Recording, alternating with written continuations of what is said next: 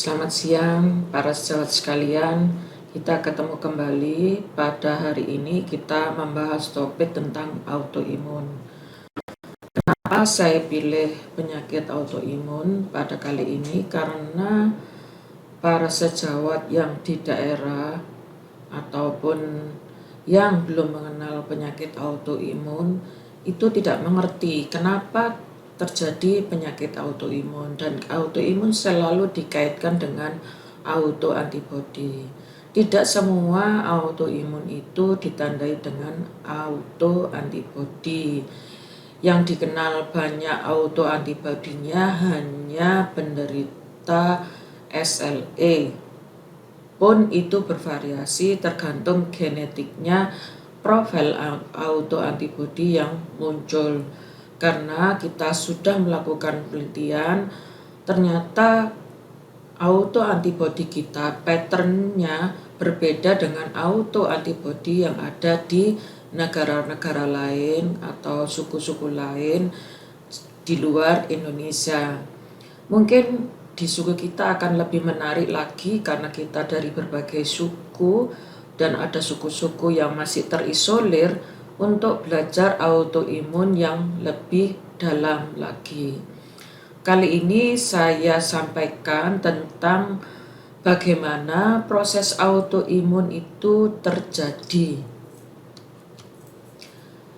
Sistem imun fungsinya adalah mempertahankan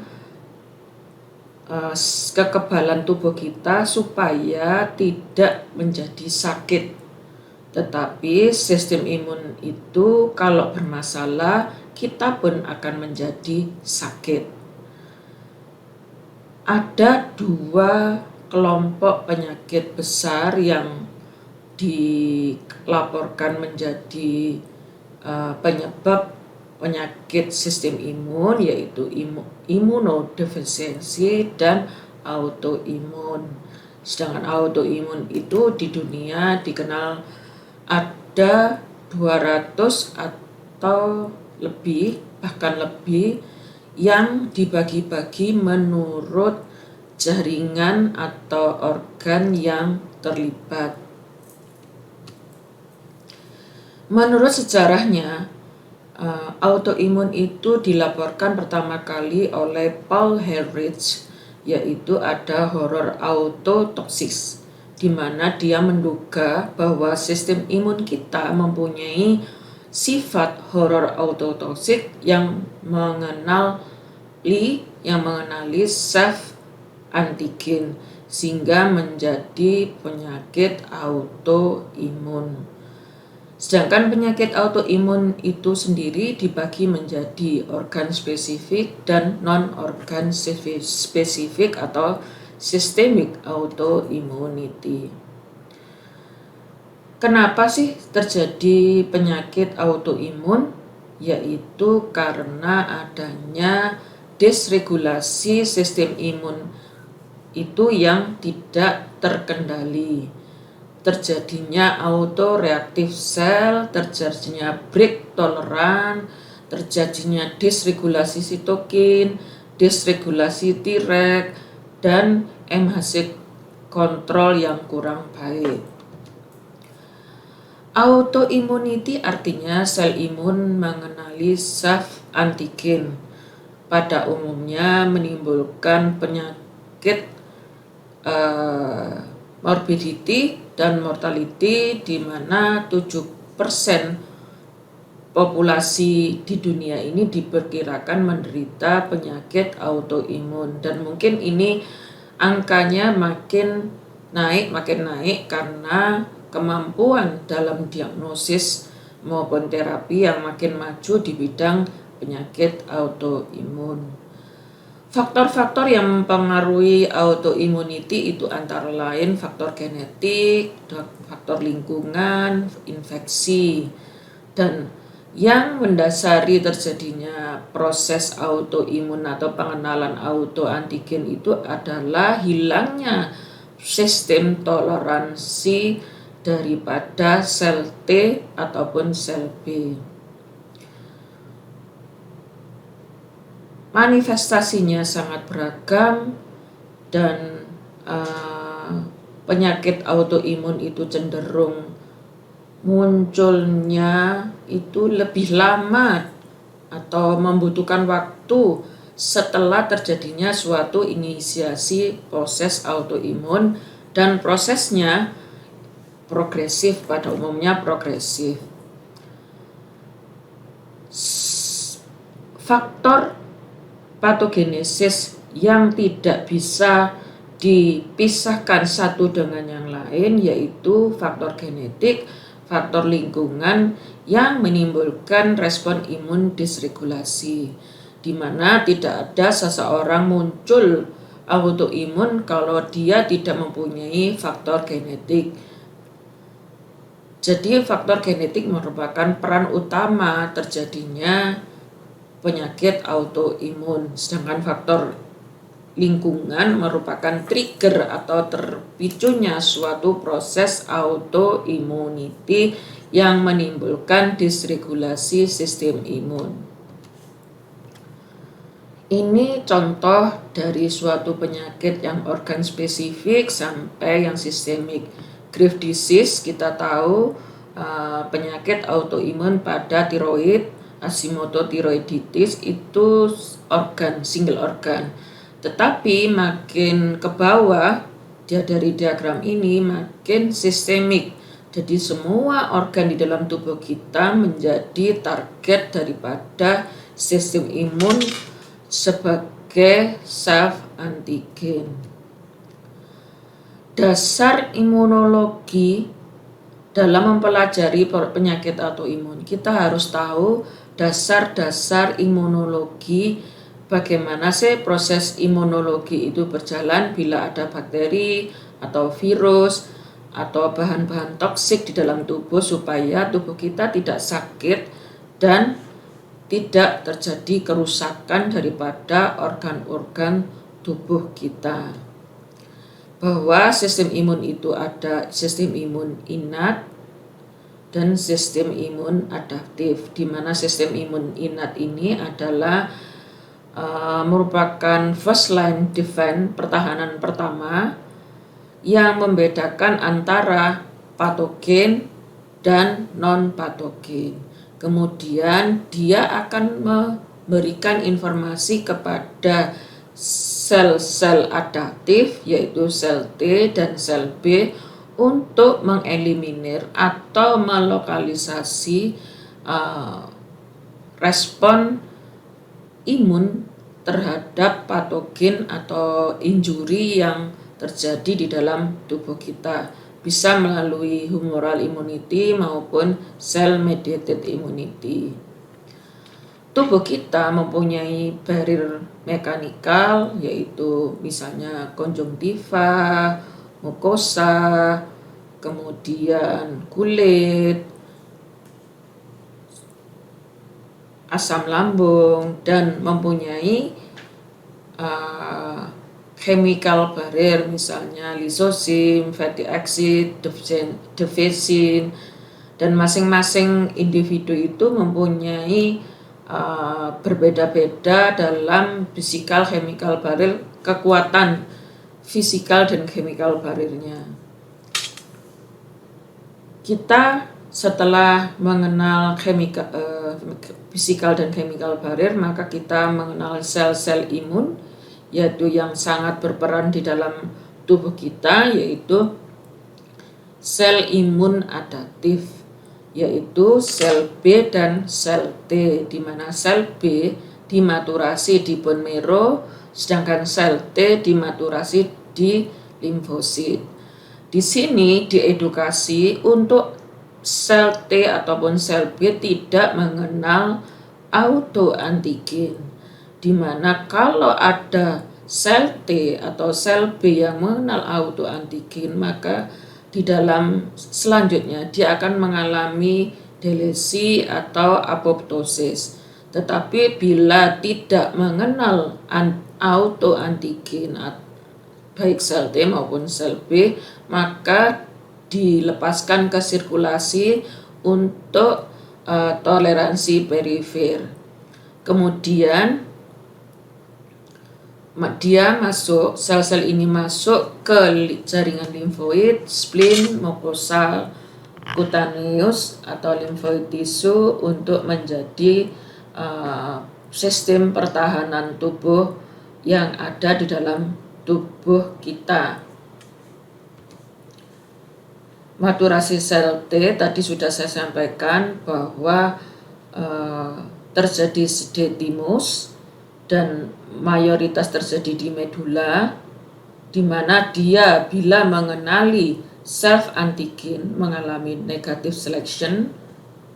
Bila tidak mengenali self antigen maka dia akan di perifer,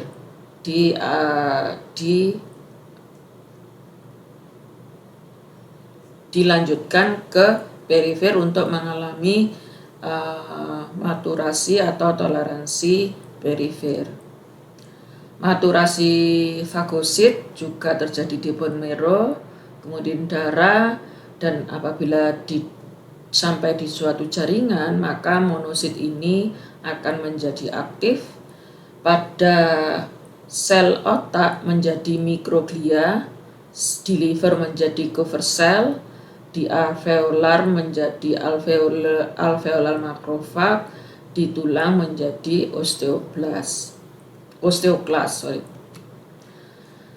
Pengenalan antigen itu bisa terjadi di kulit, gastrointestinal, respiratory, di mana pengenalan tersebut oleh sel yang bertindak sebagai APC, yaitu antigen presenting cell, yang dia setelah mengenali antigen maka dia akan menuju ke jaringan limfoid untuk mengenalkan pada sel T, dan selanjutnya sel T mengalami, nah ini dikenalkan ya, sel MHC melalui MHC, sel APC melalui MHC, dikenalkan melalui TCR, kemudian ada co-stimulator yang membantu sel T untuk berproliferasi maksimal untuk menjadi sel-sel efektor.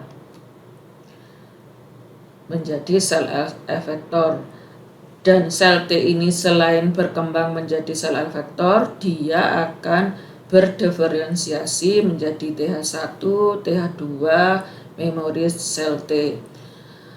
Kondisi ini harus selalu dalam kondisi seimbang. Bila terjadi kelebihan daripada sel TH1 atau TH2, tidak berkembangnya helper T cell, maka akan terjadi proses inflamasi yang terus-menerus seperti pada penyakit autoimun. Contoh fungsi sistem adaptif: bila sel B mengenal virus, maka sel B tersebut akan membentuk antibodi sebagai pertahanan, sedangkan sel T helper akan mensekresi sitokin, dan di mana sitokin ini akan mengaktifkan makrofag atau sel T yang lain, dan sel B di mana juga akan merangsang autoantibodi.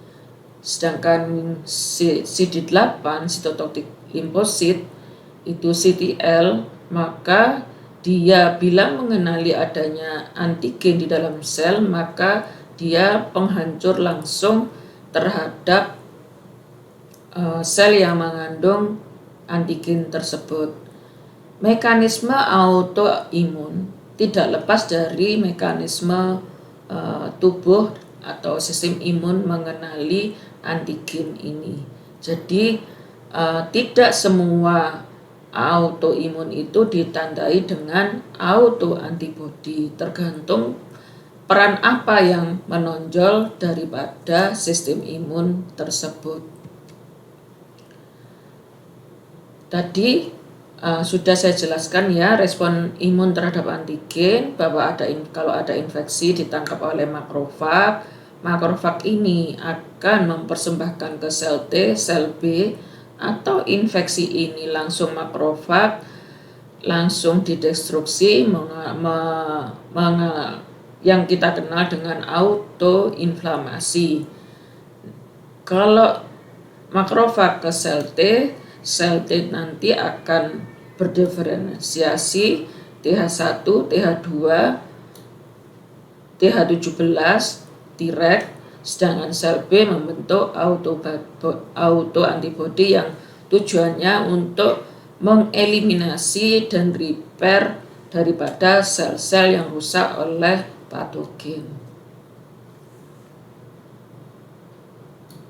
Ini tadi sudah ya aktivasi efektor T. B sel itu kalau sel T di thymus, kalau sel B di bone marrow.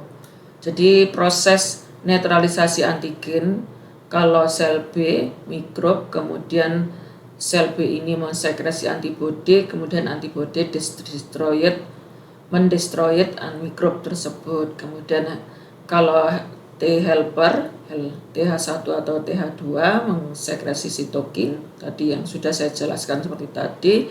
Jangan CTL akan hancurkan sendiri sel yang mengandung sel T tersebut, sel yang mengandung kuman tersebut antigen.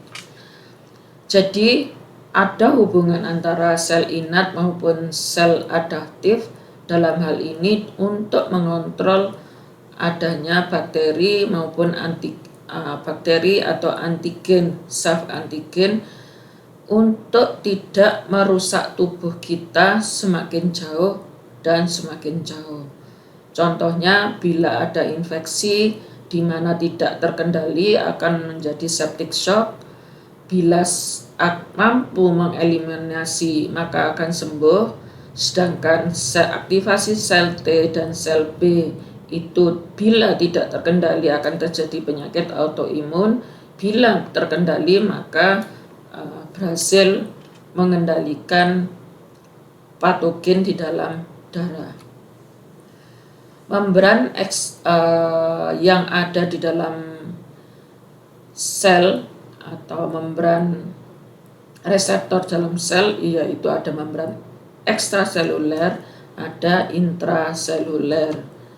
Membran reseptor yang ada di ekstraseluler, membran di dinding membran, dia bermacam-macam membran yang untuk mengenali baik antigen, baik itu flagelanya atau toksinnya, masing-masing ditangkap oleh membran reseptor yang akhirnya tujuan akhirnya adalah killing mikrob. Sistem imun adaptif yaitu dikenal dengan humoral immunity dan cell mediated immunity. Fase respon imun yaitu biasanya kurang dari 14 hari sudah terjadi resolusi karena pengenalan antigen hari 0, kemudian terjadi aktivasi sel-sel imun, kemudian sel-sel efektor telah mengeliminasi. Jadi paling panjang infeksi itu akan terjadi pada hari ke-7 atau sampai hari ke-14. Kalau melebihi ini akan terjadi kronik inflamasi yang dapat memicu terjadinya proses autoimun. Pada proses respon imun dalam mengenali antigen ini akan timbul sel memori, di mana sel memori tadi bertujuan bila antigen masuk yang pertama, maka akan terbentuk antibodi dengan kadar tertentu. Bila akan ada infeksi yang kedua, maka tubuh akan memberikan respon antibodi yang lebih tinggi daripada yang infeksi primer, sehingga kita terkendali dari suatu penyakit, sehingga di dalam tubuh kita banyak memori B cell. Demikian topik kali ini, nanti kita lanjutkan pada topik berikutnya.